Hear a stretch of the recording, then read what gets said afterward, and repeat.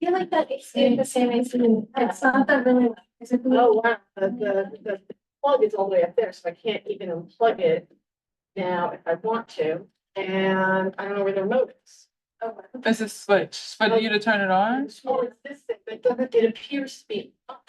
Yeah, so. Oh, is it like, it's just. Oh. Cool. Oh. Awesome. Does it seem like I turned it on? Because I feel you're moving now. It's okay. So I don't think that did anything. That's just a- Is that taking it out? Maybe it takes some time. It's just a psychological trick. Yeah, that's a pretty simple. To know.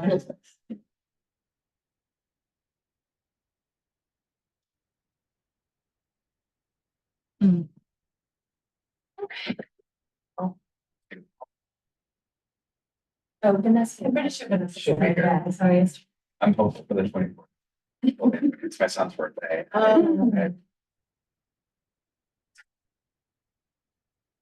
Tonight. No.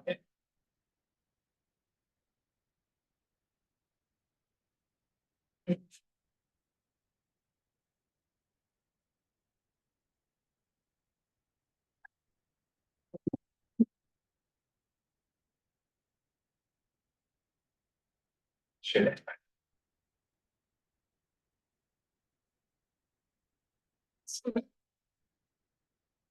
I go. Yeah. They're gonna kick it down.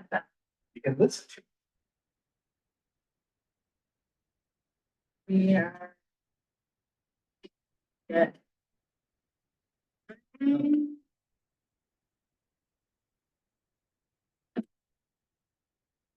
The first thing on the agenda is we need to read all our introduction.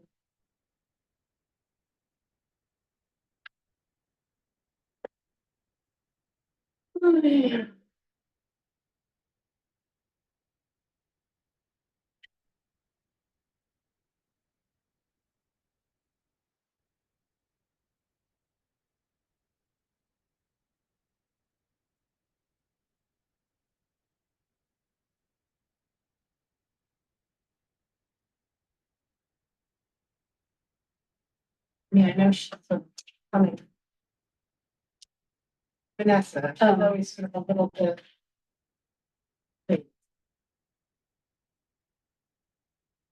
It's starting. Yeah, And then I get the update for about, yes. okay, so she is 8 minutes away. So I think we should. Why don't we start? It's before. It's already recorded. Okay. We called this meeting to order at 6:32. And you have access. Document, Nancy, I do. And I'm gonna just, I'm going to place a in the chat. Public and sign in. Everybody who is here in person, please find the attendance sheet at the back of the room if you would not. If you have 18 people on the call. Here. I would like to ask the interpreters to please introduce themselves. I'll start with Mandarin. 大家好，我是中文翻译，然后如果需要收听中文翻译的话，请拨打电话347966411，然后输入会议 ID 255133170，加井号键再说一遍中文翻译，电话是347966411，输入会议 ID 255133170，井号键，谢谢 ，Thank you。Good evening. The following message is going to be in Spanish offering interpretation services. Buenas noches. Para escuchar esta reunión en español con una interpretación simultánea, por favor marque desde su teléfono el número 347-966-4114 e ingrese el código de conferencia o número PIN 343-106-891 símbolo numeral. Repito la información: para escuchar esta reunión con una interpretación simultánea en español, marque desde su teléfono el número 347-966-4114 e ingrese el código de conferencia o número PIN 343-106-891 símbolo numeral. Por favor, asegúrense de poner sus dispositivos en silencio cuando estén en la línea en español para evitar sonido de fondo. Muchas gracias. Thank you. Shubho Sandhya Thank you. সবাইকে। আপনারা যদি এই অনুষ্ঠান বাংলায় শুনতে চান, আপনারা dial করতে পারেন 347-966-4114। নাম্বারটা আবার 347-966-4114। তারপর আপনারা একটা আইডি নাম্বার দেবেন, ওটা হলো 372-765-516। হ্যাশট্যাগ আইডি নাম্বারটা আবার হলো 372-765-516 হ্যাশট্যাগ। ধন্যবাদ। Thank you. So much, and I'll turn it over to our interim secretary, Nancy Cruz, to. Councilmember Brown, present. Leslie King, present. Essa Gonzalez Huerta. Donna Ray. Member Nancy Cruz. Albert Cudley. Councilmember Nancy Randall. Councilmember Clemens Vieta. Member Janine Vidal. Member Jonathan Davis. Present. Member Team Rogers. Present. And the rest. We do not yet have quorum, but hopefully Vanessa will soon.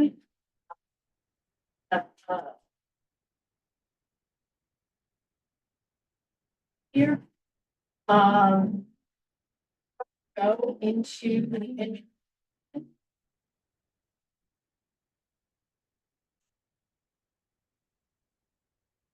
Thank you for coming to the District 15 Community Education. We appreciate your time and are glad you could join us. For those of you who are new to the CEC meetings, there are 32 CECs throughout the city, plus 4 citywide councils. Each CEC represents a community school district, and each is made up of 12 volunteer members, and 10 of whom are elected by parents in the district. The remaining members are appointed borough president and 2 high school student members. CEC 15 is a state mandated public body responsible for ensuring that public school parents and the public have input in educational decisions that are made at the school district level. Our school council reviews education policies and advocates for high quality education that benefit all of our District 15 public elementary and middle school students. CEC 15 serves 36 elementary and middle schools and 1 high school under the oversight of our superintendent. CEC members serve in an advisory role on education matters to the district superintendent, the chancellor of the Department of Education, and to the state and city elected officials. We approve district school zoning lines submitted by the Department of Education. We evaluate our district superintendent. We review the district's educational programs, and we support school leadership teams. We also submit recommendations for the school construction authority's annual capital plan. And as of recent amendments to the law, CECs advise on the selection of parent board members. We actively seek input and feedback from the public and encourage you to visit our website, cecd15.org. Take a look at our Facebook page, connect with us on X, Twitter, and write to us about any issue you may want to address or learn about. Each school has a CEC liaison. All of our names and contact info are available on our website. Remember to sign the attendance sheet.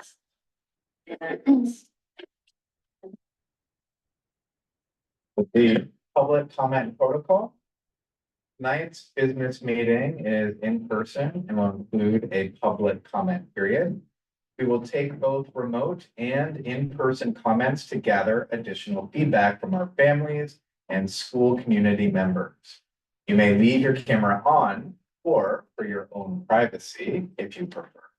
You may use audio only during the comment period and throughout the meeting. Rules of engagement. When you comment, please comment on the topic, respect the privacy of others, and please do not include names of children or staff. Guests who make inappropriate comments will be removed from the meeting. During the public comment period, those attending virtually may raise their hand to comment or indicate in the chat that they would like to speak. Those called upon will be unmuted. If you are attending in person, you must sign the guest attendance sheet and indicate whether you would like to comment. Speakers will be called on one at a time and will be allowed 1 minute each for comment.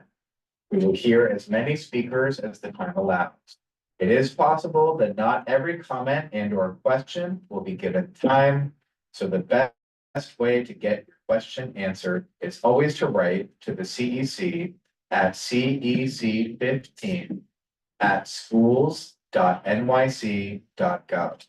CEC members will also be given a comment period. Members will be called upon and are each permitted 1 2-minute comment or question. If members do not have a comment, they may cede their time to the chair.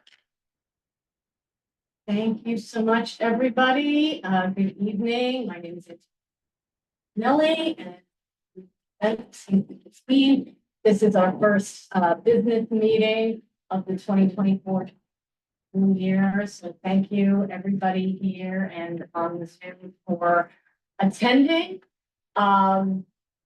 Over the summer, we were not able to elect all of our officers. We do have a president and a first vice president, but we must form the rest of our officer elections. And so that is what we're going to begin with tonight. So I am going to ask that we go directly into those elections. And into all, first I'm going to announce an election for second vice president. Going to read the duties of that office so that the officer knows what they're getting into. The co-vice president one shall exercise the powers and perform the duties of the president in their absence and discharge such functions as may be assigned to her or him by the president or by duly adopted council resolution. The co-vice president two shall exercise the powers and perform the duties of the president and co-vice president one in their absence and discharge such functions as may be assigned to or him by president or co-vice president one or by duly adopted council resolution. The vice presidents shall share duties equitably, including as necessary attendance at meetings of the president's council.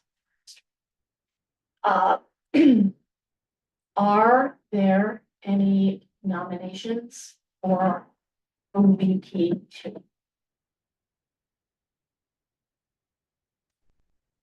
I know. Okay. Vanessa, did you accept that nomination? Okay. Are there any other nominations for co-VP?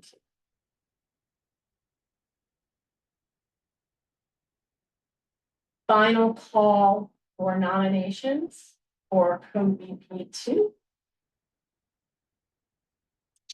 The nominations are interim secretary to call roll.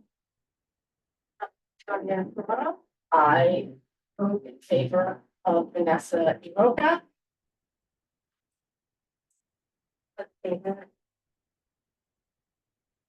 Second, Gonzalez, vote for myself.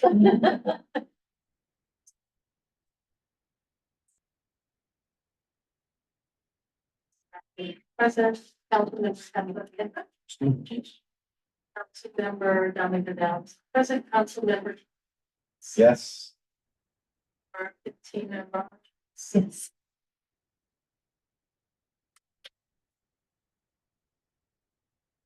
That we have. Yeah, I skipped over something I did want to do. I want to, before we voted on that, but we can ask for public comment. Okay, public comments collectively, on the nomination of Vanessa Gonzalez Yoka for President 2. Is there anybody joining us on Zoom who would like to make a comment about the nomination?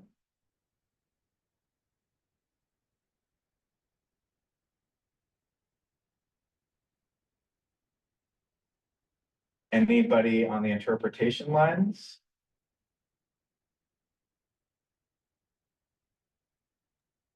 No questions or comments on the Bengali line.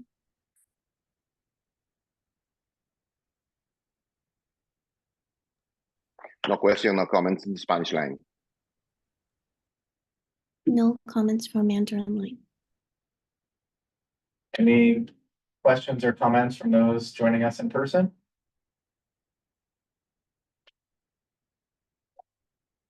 Congratulations, Vanessa. Thank you for stepping up. Denise, is there anything we can do about the sound? Yeah, I'm trying. I try We all need to speak louder. not to, yeah. I think that could be helpful. Yeah. All right, I will try to project. All right, let us, we have, Officer to elect, our secretary. I am going to read the duties of the recording secretary and the bylaw.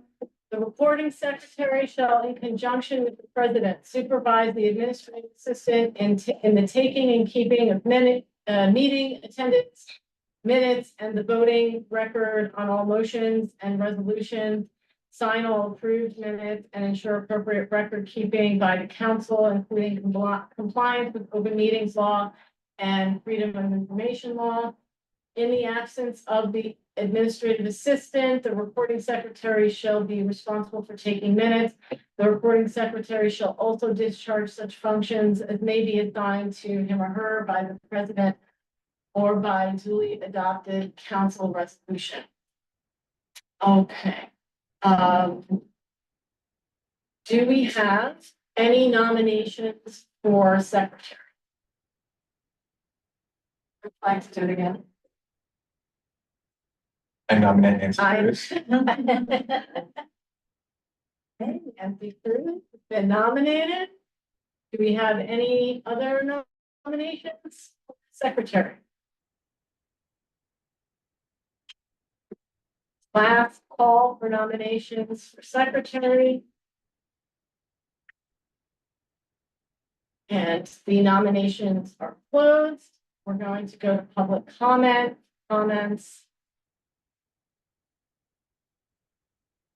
Is there anybody joining us on Zoom who has a question or comment for the candidacy of Nancy Cruz for secretary?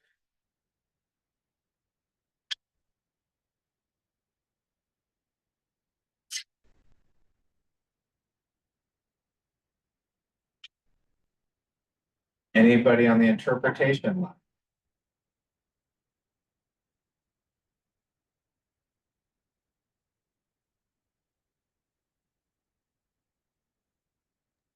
There are no questions or comments on the Bengali line.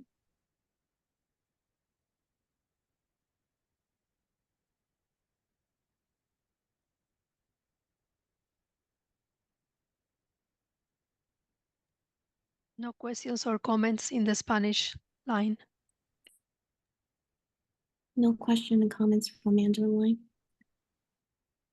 Any questions or comments from those joining us in person?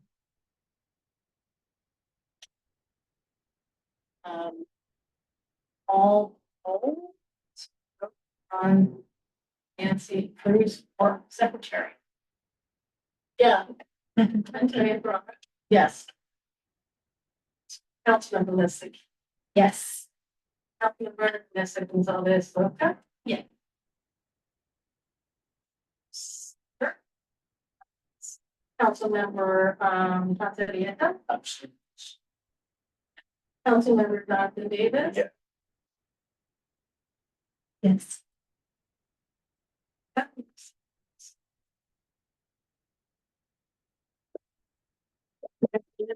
Nancy, thank you so much for stepping into that role again. All right. Now we will talk about treasurer. Responsibilities. The treasurer shall be responsible for working with the administrative assistant and designated Department of Education staff to ensure that business transactions and member reimbursement requests are properly documented and follow DOE standard operating procedures. The treasurer shall sign the president's reimbursement request, supervise the administrative assistant in preparing budgets and regular financial reports, and shall present same to the council. The treasurer shall also discharge such functions that may be assigned to him or her by the president or by duly adopted council resolution. Do we have any nominee? Oh, I see, Katina, you nominated yourself over email already, so Unless someone else wants it. you are a nominee.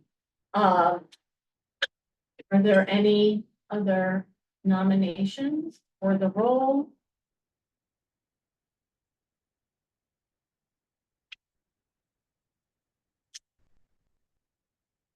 All options.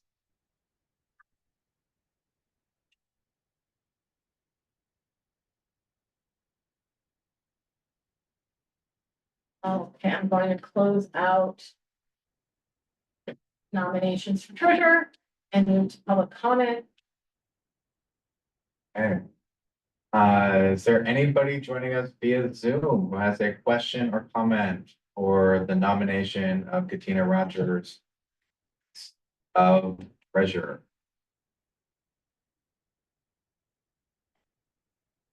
You put the agenda in chat. Yeah.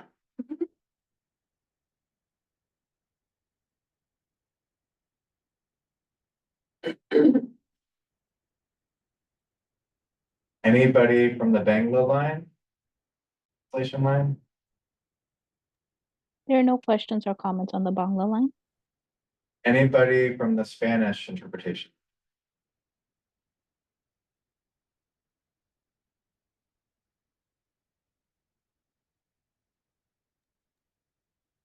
Nobody in the Spanish line.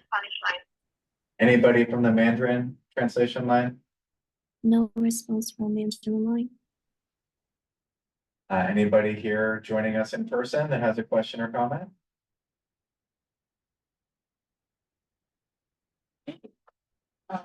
Move to vote on treasurer. Councilmember Attorney Brock. Yes, I support Tina's treasurer. I think we're in the wrong. Maybe you don't. Councilmember Lissick. Yes. No. Councilmember Councilmember Don Diego. Yeah. So with that, we have 7. Congratulations. Yeah, we'll talk more about, yeah, what. Thank you.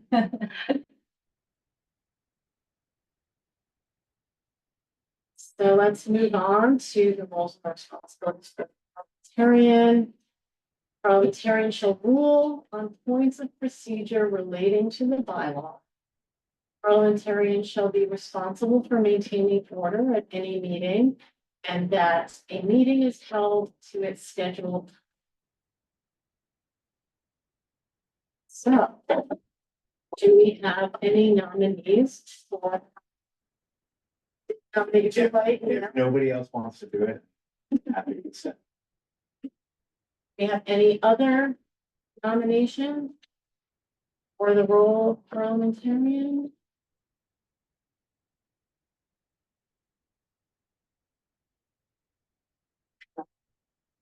No,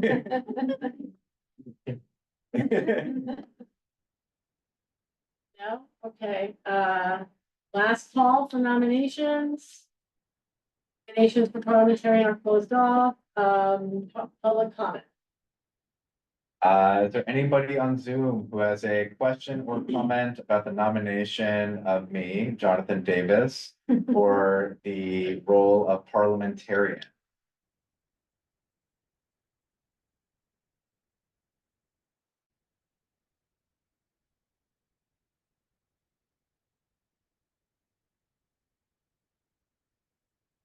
Anybody on the Bangla line?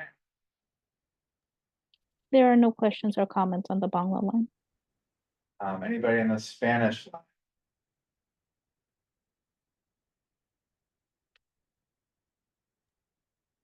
No comments or questions in the Spanish line. Anybody in the Mandarin line? No question or comments from Mandarin. Any questions or comments from those joining us in person? Yes, How long for the term for it should go 1 year, often you often. every year, yeah. So the This is the second, so it's a 2-year term for each CEC member. And so we're starting the second year of those terms, so for this group, this is now the second time we have voted on officer positions. Okay, let's move to a vote. Councilmember Fort Jonathan. Councilmember Vanessa Gonzalez Lopez. Yes. Councilmember Nancy Cruz. Councilmember Cansarieta. Councilmember. Sure. Councilmember Tina. Yes. That being said, congratulations. All right, there, we got through it. We now have a full slate of officers. And we will move on to our voting on the minutes. Over to our secretary. Do we need to do them? Yeah. Okay. All right. So I open to just, we're going to vote on we will be voting now on the 2024 January 16th business meeting. Well, we don't need to do roll call, but just ask if people have any questions about them. Does anyone have any questions or comments about the January 16th, 2024? Your folder.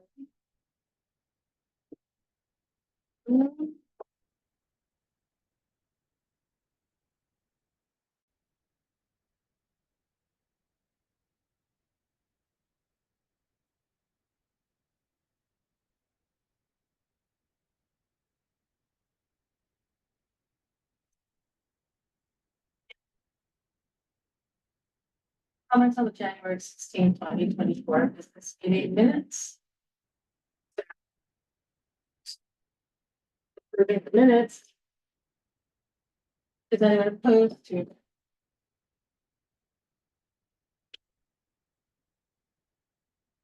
The minutes are adopted. Minutes are adopted, January 16th, 2024. Okay, so now I'll open approval of the January 30th, 2024 calendar meeting minutes.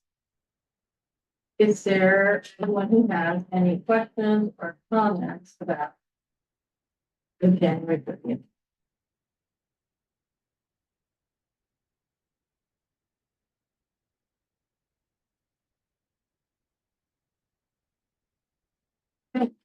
Is anyone opposed to the approval of the May 24 minutes?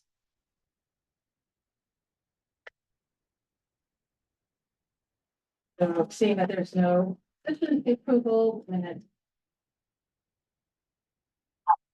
To the February 6th, 2024 business meeting minutes, does anybody have comments or questions?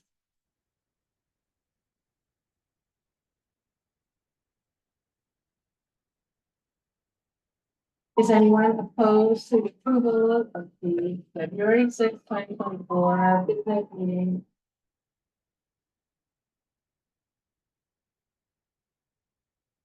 I'm saying that no one is opposed. February 6th, 2024 business meeting minutes. We have approved 3 minutes, and she's gonna make sure those are uploaded to the website. And I'm gonna go into my president's report. So happy new school year to everybody. I'm sure it's been a whirlwind of activity for everyone here, new students, new staff, new procedures, new pencil eraser and everything. So amidst all these fresh starts, I wanted to update you on some recent changes. We have a new face specialist, Anthony Aguilar. I don't know if he is on the call. He is. Anthony, would you like to unmute yourself and introduce yourself? Sure. Can you hear me? Yes. Hi, good afternoon, everybody. I am Anthony Aguilar. I am your new specialist. The good thing about me, I guess, is that I am a parent member in District 15. So I am a part of the community. I know this area very well. I have lived here for more than 12 years now. So I look forward to working with all of you. Hopefully we can get on a monthly check-in, so I can get to know you more and you can get to know me. And then we can go from there. I guess building rapport, expectations for one another, and so on and so forth. So yes, I am your specialist. I'm here to help in any way I can. So feel free to email me, or I will leave my number in the chat so that you can call me if need be. Thank you. Thank you so much. Yeah, I should get your number. Please do put that in the chat. And we have a new family leadership coordinator, Michelle Ortiz. I don't know if she is here on the call. No, okay, I think she's gonna be at our calendar meeting to introduce herself, but I know all the PTAs are really looking forward to meeting the new policy. So we have one, and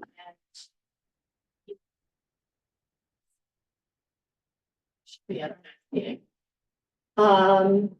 This summer, the DOE proposed some changes to the foundation aid formula, and I think their hearings went a little bit under the radar. They presented their proposed changes to the foundation aid formula at a recent CPAC meeting. And I wanted to make sure I gave you a little bit of a summary on what those are, because I personally feel like the DOE probably should have come to our meeting and presented this. But they did. You can watch the video on YouTube if you go to the CPAC YouTube page. So as you may know, foundation aid is the largest single stream of state funding. It's about $9.9 billion that our New York City schools receive. And for the first time, in 2 decades, the state is reviewing that formula. The Rockefeller Institute gathered feedback this summer in order to make non-binding recommendations on potential revisions to the formula. And it's likely that these recommendations will factor into the governor's ed budget proposed for next year. And so I wanted to summarize what the DOE is requesting. They're requesting an update to the successful school district model on which the formula is based on to better reflect the current costs and educational expectations. They're asking that the formula provides support for students in temporary housing and foster children, which is a weight that the city added last year, but I think they're asking for that to be statewide. They're asking to expand and differentiate funding based on need, as New York City already does, for special ed and multilingual learner students. A review of regional cost indices as costs have risen downstate. And they're finally asking that aid be provided to support the implementation of the new class size mandates, which is estimated to cost 1.4 to 1.9. So if you haven't already, I'm gonna put the link in the chat to the CPAC meeting YouTube video. It's at the beginning of the meeting, so you can watch it there. The DOE announced the launch of the Chancellor's Multilingual New York City Advisory Council for boldly reimagining multilingualism in New York City public schools. This advisory council will bring together a diverse group of students, families, educators, leaders, and community partners to develop recommendations for our system to work to provide every New York City public school student with a pathway to multilingualism and reduce the dropout rate and increase the graduation rate of female English language learners. The application for the advisory council opened August 29th, and I'm going to put the link in the chat for folks to go to if they want more information about that. A few weeks ago, I met with Mia Perez, who is Shahana Hanif's education and land use director, to discuss some priorities for the coming year. And chief among them is SEA. We had a long conversation about ways that the city council can work to hold SEA accountable. As you know, a 3-person board, which is appointed by the mayor, manages SEA. It's the school's chancellor and 2 other people. And then it was reported recently that one of those seats has been vacant for a year after Lorraine Grillo left. That seat, nobody was ever appointed to replace her. And the organization clearly lacks oversight. We see it every day in the projects that are mismanaged or have delays or cost overruns. And it's preventing our children from having full use of their school buildings. And you know, we have to comply with these class size mandates. So I think it's really imperative that we have a competent and responsive SCA that partners with our schools. So I intend to reach out to more electeds on this issue of SCA accountability, and I just think it could be a really good advocacy priority for our council at large, for all of our members, and our legislative committee. To some work on. Hans is the chair of our legislative committee, so it's you were the chair of the legislative committee last year, so you were appointed as the chair of the legislative committee this year. Great. And I know you care a lot about building the infrastructure of our school. So SCA accountability could be a nice advocacy project for you, if you Oh, know. no, great, yeah, I'm thinking about it. Yeah. I'm thinking about food. Thank you. And at this point, I'm going to turn it over to Katina for a little update about PS15, regarding their trials and tribulations. Yeah, sure. Thank you. And it's connected to what Antonio was just speaking about in terms of SCA accountability and oversight. Try to speak up, and audio has been choppy and I have a soft voice. So PS15 has been working with the SCA to try and get school improvements in place over the last several years. It is a multi-million-dollar project. They have had various parts of their school inaccessible during that time, including a large portion of their outdoor space, their schoolyard, and some issues with their entrances and exits as well. The work had just gotten completely stalled over a period of, I think, like 3 years.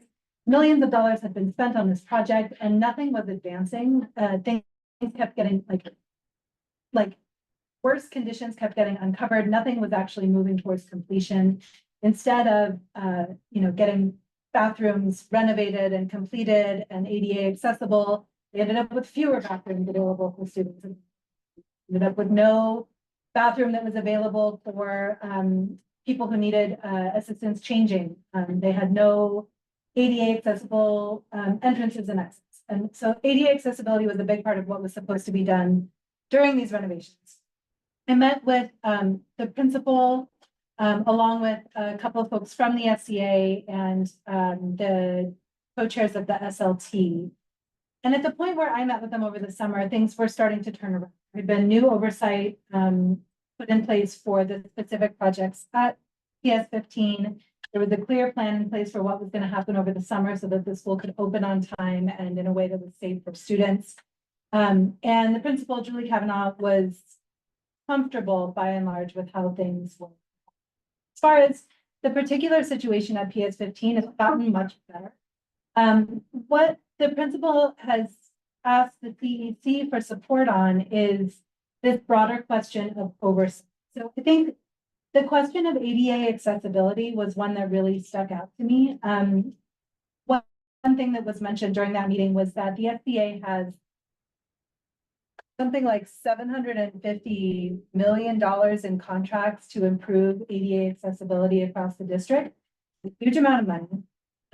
They had one ramp at the main entrance that they were implementing at PS15. The ramp was completed. It was not built to code. It was a grade that was too steep for wheelchair users to be able to use. And so how does that happen? It is a wheelchair ramp. Like that should be the most basic type of ADA accessible improvement that the SCA is making. And it had to be redone. They had to tear out the whole thing. So it's a waste, seeing things like this happen at underserved and under-resourced schools in Red Hook as well as, there's a feeling of inequity of what might happen, who's going to be a squeaky wheel and what schools are going to get the attention that's needed for things to progress in a timely way. And how, if this is what's going on at one individual school, as soon as I started mentioning this in the CEC, there were other stories of things that had happened in other school projects. I think probably all of us have seen some type of renovations that have gone awry. The principal is concerned that, that there may be corruption involved, not just incompetence, but potentially people who are on the take. It's unclear. And it would be, I think, something that's worth having some journalistic investigation into as well. It's a huge amount of money. I'm also thinking about this in terms of, not only is there not a person in that third oversight seat, but now we have the mayor and the chancellor under investigation. So like, what recourse do districts and individual schools have if all of that oversight is happening at the city level and we can't trust the oversight? So that's where things are. PS15 is feeling good, but they would love to see this issue continue to be raised. Thank you, Tina.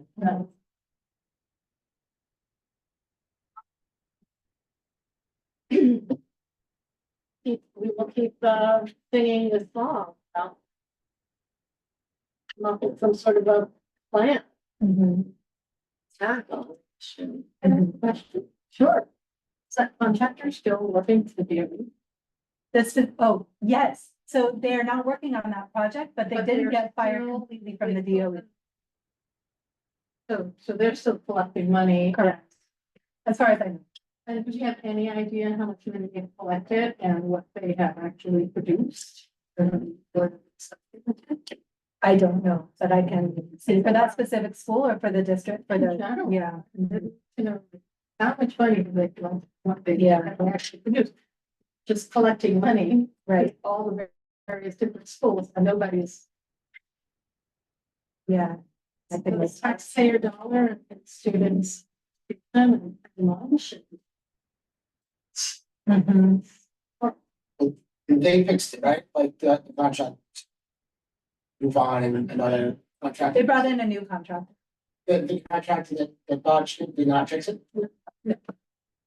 And they still are. As Well, far as I know, why didn't that contract there? because the school wanted them out. They gave back the money. That they made. I'm not sure. Yeah, I don't know. I don't know what happened as far as the. How many changed hands, in what way. That was And, not the only thing that you. That was Right. part of it. yeah. Mhm. That would be. Probably something to look into, but not CC could do it, but Yeah. the people in charge see Mhm. what. Right.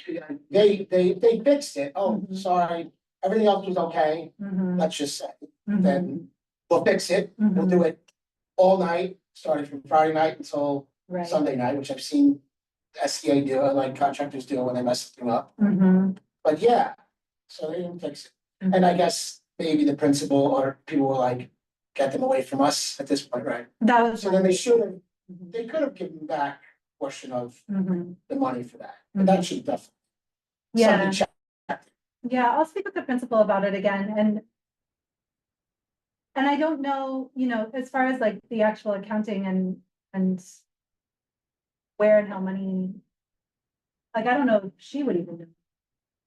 I don't know if that's, yeah. And it's not that. It should, it should. But Yeah. the city contractors are. Yeah. The contractors, the contracts they have, what's been, I think What's the name of that? we should. To me and our legislative committee, we should have a separate, like, little meeting, task force on SBA related Yeah. projects. Yeah. Do you have, everything you just said, you have this, everything on file of documents? I just have notes from a verbal meeting. Can I have the notes for copy? Can I have a copy of the notes? Sure, but they're sketchy, they're just personal. Maybe, yeah. Yeah. I can put some kind of a report together and run it by the principal and see.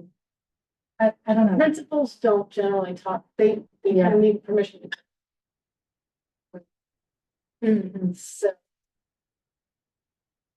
We could get maybe a principal on that, Uh-huh. but you could give her what you have. Okay, that's fine.